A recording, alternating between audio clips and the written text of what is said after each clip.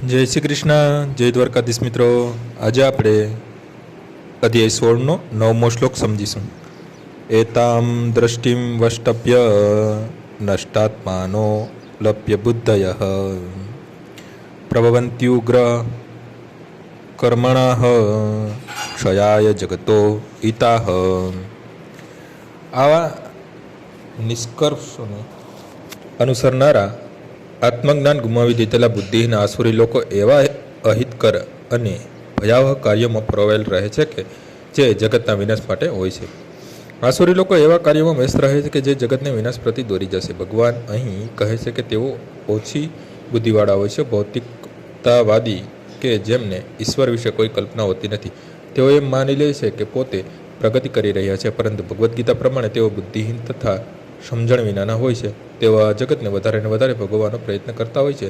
તેથી ઇન્દ્રિય તૃપ્તિ અર્થે કોઈ નવું સંશોધન કરવામાં વ્યસ્ત રહે છે.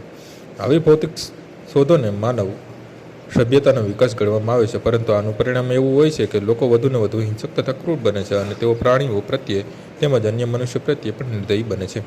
એકબીજા પ્રત્યે એવું આચરણ રાખવું તેનો તેમને કશો ખ્યાલ રહેતો નથી. આસુરી લોકોમાં પશુવત બહુ પ્રાધાન્ય ધરાવે છે.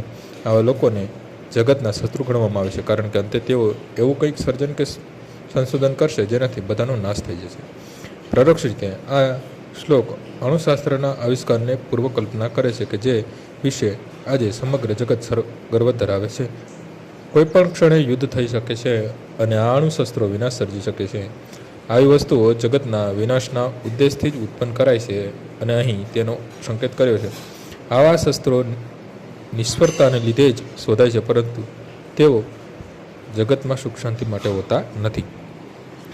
આજનો શ્લોક અહીં પૂર્ણ થાય છે. આવતીકાલે ફરીથી સવારે 6 વાગ્યે મળીશું. જય શ્રી કૃષ્ણ.